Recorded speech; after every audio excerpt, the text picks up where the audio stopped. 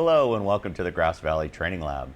I'm Olaf Bahr, and this time we're talking about K2 Dyno and the new version 3.5. And here's what's new. In order to use Dyno 3.5, we want to make sure that we're using Summit 9.5 and also SNFS 4.72. I'll show you how to check for that. There's a new IP configuration window on the Dyno, which is very nice. Multi-Summit workflows as well as Dyno Universe workflows. Adding remote clips to playlists.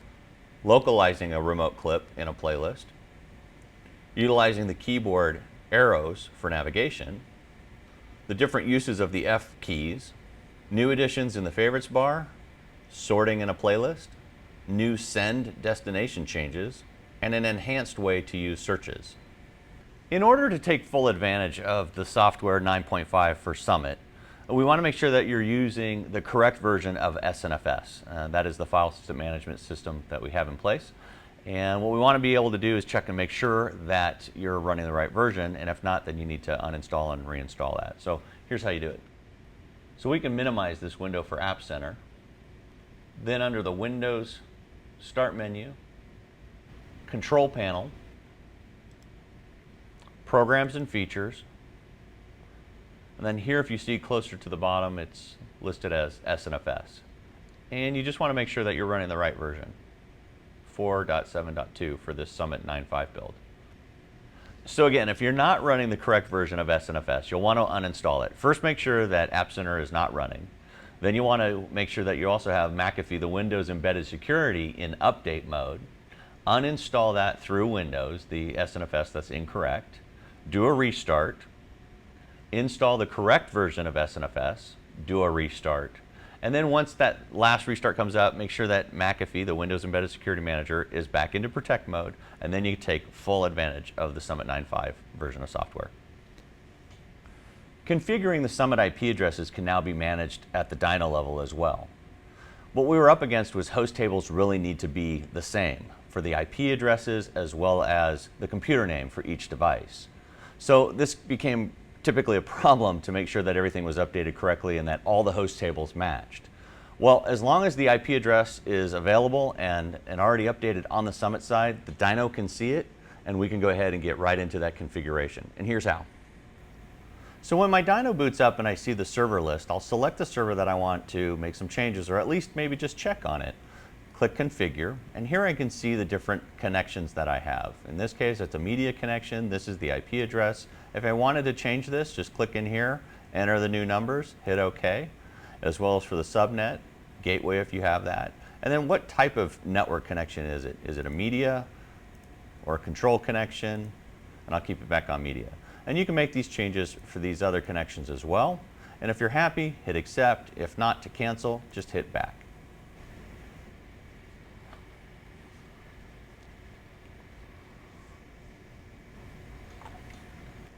So in this case, I'm going to go ahead and use Summit 3G-009 as my main Summit to connect to.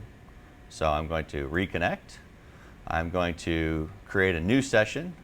And here we can see all of the normal ones that are available. This is a 4x2 configuration that I have set up for that Summit.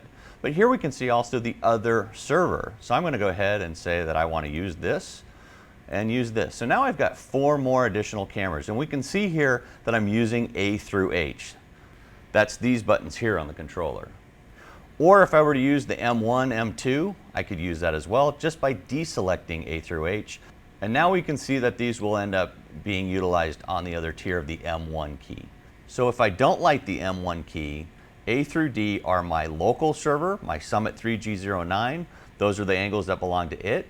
Then if I hit the M1 key and light that up, then the A through D keys would be those other angles. I'm a big fan of just putting them all through A through H and just using the Shift key and not using the M1, M2 key. So I'm going to use the A through H key, and I'm going to set my loop length, maybe name my session. In this case, it's just session 1, and hit start. So I just want to take a moment to have a brief conversation about the difference between a K2 Dyno Universe workflow and a multi-Summit workflow. Multi-Summit workflow can work with pretty much anything that's SD or HD, and just that it's also over the 1 gig network. So you're not using the 10 gig cards that can go into a Summit now, but again, you can take summits and stack them and have all of those channels fall under one dyno. So imagine, if you will, a really nice stack of them, and you have plenty of channels of inputs. You could actually create a clip that has 24 different angles if you had 3 summits, all with 8 channels going into one dyno, and you still had 2 or 4 outputs on yet another summit.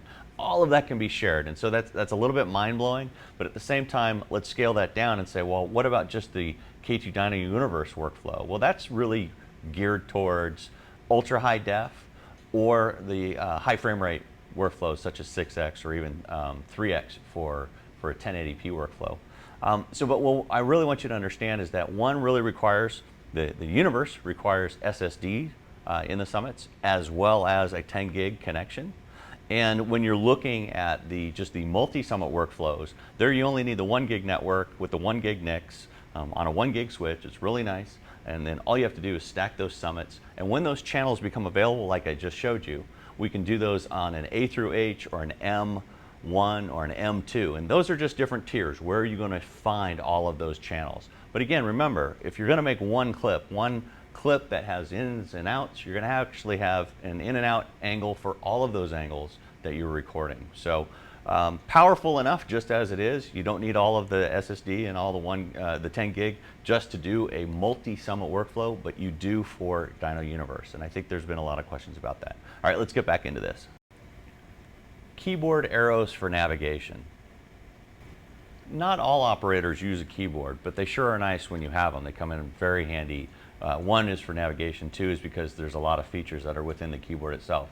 Remember, everything that we design about the dyno can all be done locally without a keyboard, but again, this is a nice little attachment if you have the desk space to incorporate it. So first off is going to be the keyboard arrow keys that we can use now for navigation within a bin. So here on this little keyboard, you can see in the corner are my arrow keys.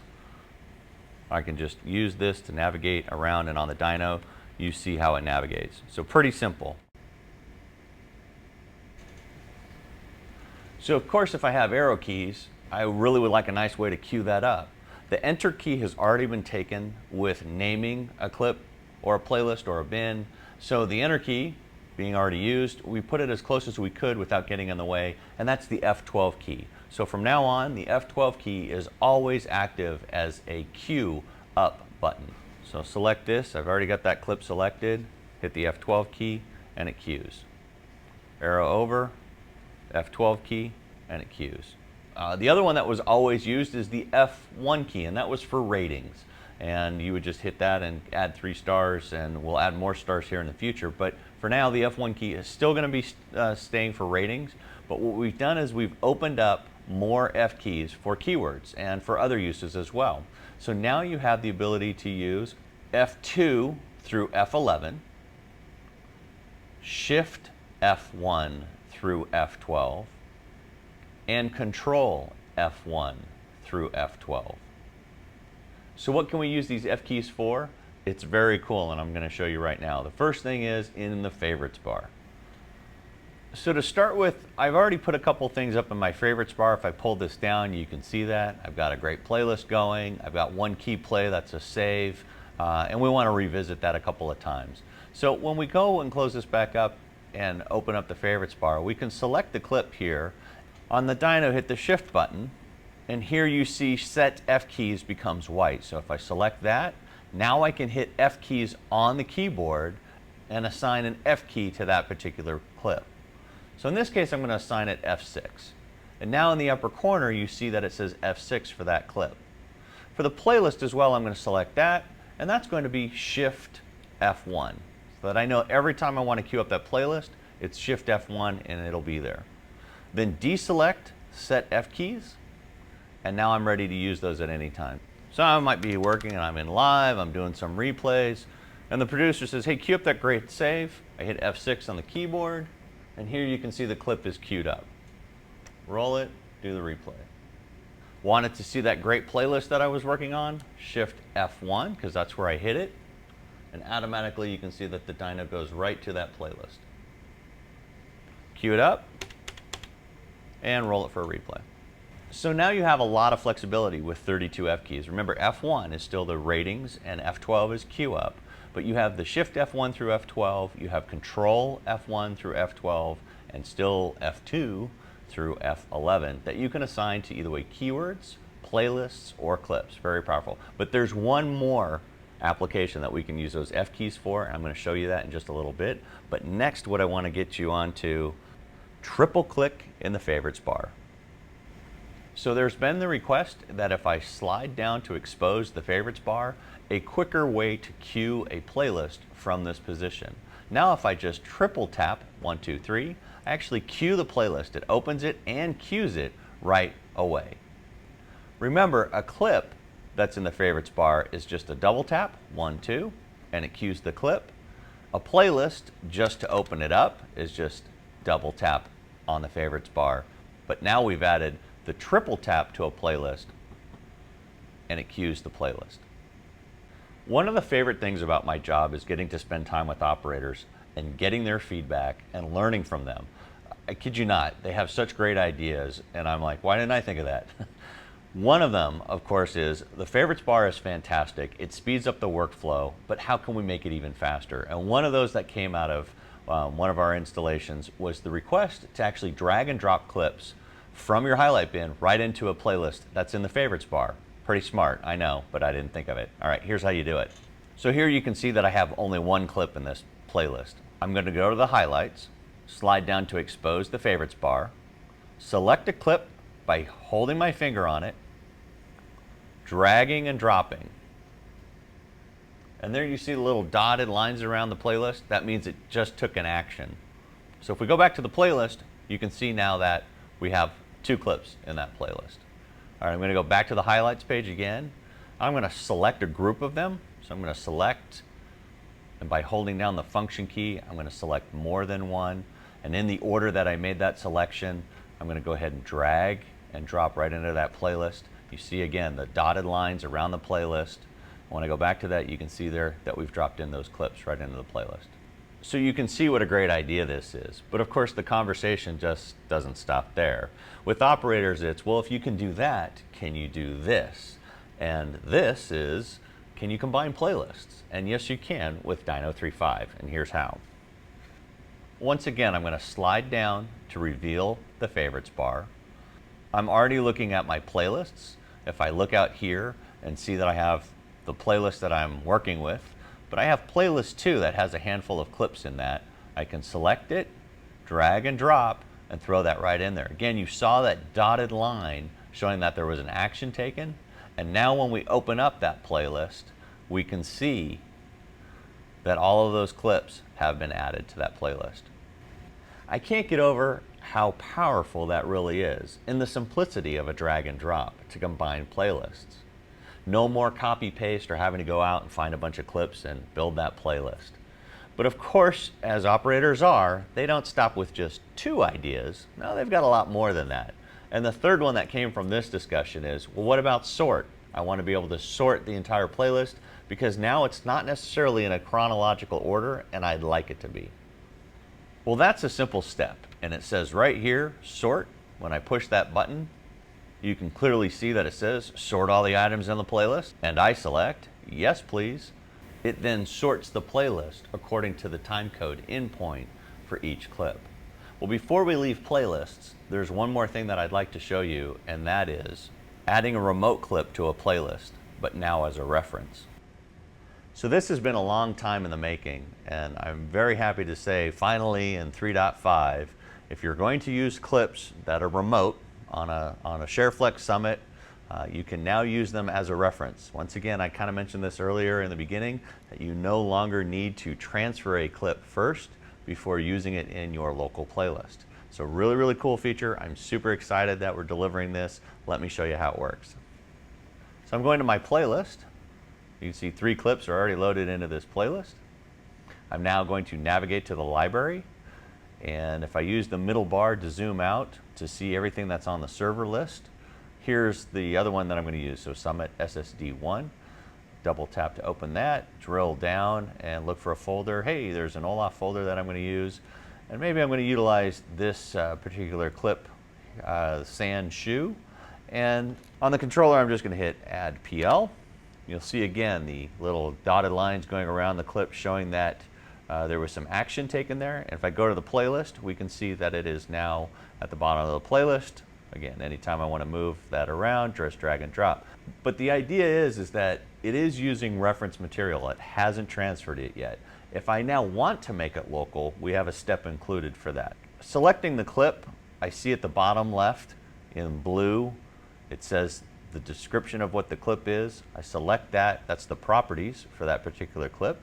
And here it says make local. And if I select that, it will now start a transfer to make that clip a local clip. And you can see again in the reference here that it's going through a transfer process. And once that happens, the connection icon will disappear. So you might expect that now that I made it local, that as it transfers that it would show up in my highlights bin, but I didn't copy and paste it to that location or use maybe an F key to transfer it right directly to my highlights bin. So we actually temporarily hold it in an imports folder until you want to move it and take it to a particular bin. So I'll show you where to go for that. Once again, go back to the library, see the server list. I'm going to go into my local summit that I'm working on. Go to the V drive, the Dyno. Here I see the session that I'm working on. And here you can see exports, highlights, imports. An imports folder is where that's going to live. Using function keys to send content. I told you that there was one more thing that the F keys could be applied to, and that would be transfers. I know that if I have a lot of different locations that I need content to go to, either way different summits that are on my network, maybe a legacy replay product that I need the content to be sent to, or just to archive. I want to have that ability to set up that destination on my F keys so it really is at the touch of a finger. So within the Dyno, we now have that as part of the configuration. Let's check this out. So I'm going to select Config, go to the Network tab at the top, and then select Send List. First is copy and paste in the library. It's going to automatically use GXF, and that's if I'm going to go ahead and copy paste something into my local library or into another summit's library. And here you still have the ability to turn off or on what angles that you really want to use and get copy and pasted if there's a lot of angles available from one particular clip.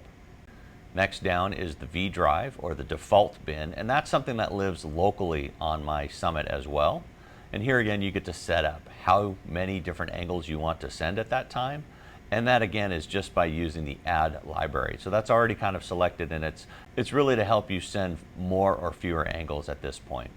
But the next one down, if we look at what we're going to select, here again, we can have a different capability of getting content out. So I can use the panel. That's to use the Shift Send key. Or in some window applications, you'll see that it'll be a shift and a send function that way. Here I have the choices. Do I want it to be a GXF, an MXF wrapper, or an MOV wrapper? And if I don't want to use the panel, maybe I want to use just Alt-Z. And that would be the Alt-Z combination on a keyboard. That is very common with some legacy products. But here again is the F key. And if I select that and say, well, what F key would you like to utilize? Select Shift on the controller, which lights up the set F keys, and I've hit that. And now I can go ahead and assign it some F keys. So in this case, I want it to go to that location in the event that I hit Shift F3. And here you can see, it actually gives you in the little description window, Shift F3 is how that's going to be enabled. Then I'm just going to go ahead and get out of that mode by Shift and set F key again. Now it's ready to go. If I want to create a new destination, I'm just going to simply select New at the bottom there. And now it says, well, let's go ahead and browse for a location. Hit the Browse key. And I'm going to search out where I'd like to go. I'm going to actually create a new folder. I'm going to name that one.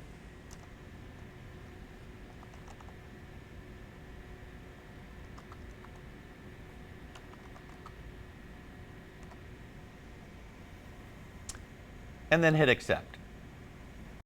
And there it's going to the V drive and Olaf's clips. Now that could be a network drive. It could be a USB drive that's connected to the Dyno or to the Summit. So we now have anything that's mappable on those systems. And let's say that you need permission though to get into one of those folders. We've got a step for that too.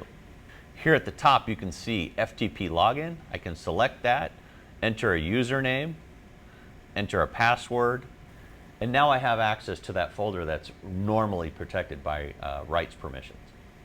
So notice that I have no method entered on how I'm going to trigger this send function. So in this case, I'm going to use the Alt-Z. You can see there it says it, Alt-Z. And I want to select just the A and B angle. That's the only 2 out of the 8 angles that I'm going to clip off. I just want to send the A and B angle to that location. So and then I might go ahead and set up another folder for the C and D angles just to kind of separate content, because I know that I might be recording a lot of different angles, but they very well could be specific in where they need to end up once I've created them. And I don't want to have to sit there and turn things on and off while the event is happening. I just want to hit F keys and be able to send that content out. So the F keys really have become something very powerful on its own right, and now just a faster level of getting content from point A to point B. And that really could be just another summit, another highlight bin on another summit that's got ShareFlex enabled. Or again, like I said, it could be a network drive and an editor is waiting for that content to show up. I don't have to go and hunt that location down anymore. Once I've set it up, I just use those F keys. Very, very cool. Dyno's use of metadata tags and its ability to search those tags very quickly and efficiently, especially in the search bins, has gone up one more level, which is really nice of a feature. And that's the ability to add in the criteria of a search folder, even if it's a Control F or that you're actually just doing some criteria-based searches, to include the entire network. And that's new in 3.5, so let me take you through that for just a moment. So when I select search and go to my search bins here in my 3 stars, that's just an example. I'm going to select shift on the Dyno controller, select criteria, and here at the top you can see it says session only. If I select that, we can maybe just look at the library for this particular search, or the session and the library. And new in 3.5 is all shared. So what this does, of course, it's going to look at everything on the network. It's going to give me a return of every clip that's available that has 3 stars. But I wouldn't use this so much for ratings unless I was building a melt, because then I would actually select that everything that's in that folder, create a playlist, and start the melt. What I think is really important, though, is that I'm finding that one play, that one player, and I need to just quickly do a Control F on my keyboard or utilize the Control F bin on here, and I want to look at the entire network for those search results. Really powerful to find one needle in the haystack. Dyno can do it. I think by now it's pretty clear how much I really appreciate this product. The K2 Dyno is really fast and smart in so many ways, but I want to make sure that I'm doing a good enough job in getting you that information. I know that there's a lot of videos on YouTube, but maybe you're not getting the tips that you really want in how to make things happen faster, or maybe just some shortcuts that I know about and I haven't done a good enough job in putting that into a video. So I'd like to start a series on tips. So my request to you is to use this email address and send me some tip requests, and I'll get those out to you guys as soon as possible. Well, that wraps up another episode. Thank you for joining me on this presentation of Dyno 3.5 and what's new. And as always, please continue to visit the Grass Valley website for updated release information and links to documents and additional training videos.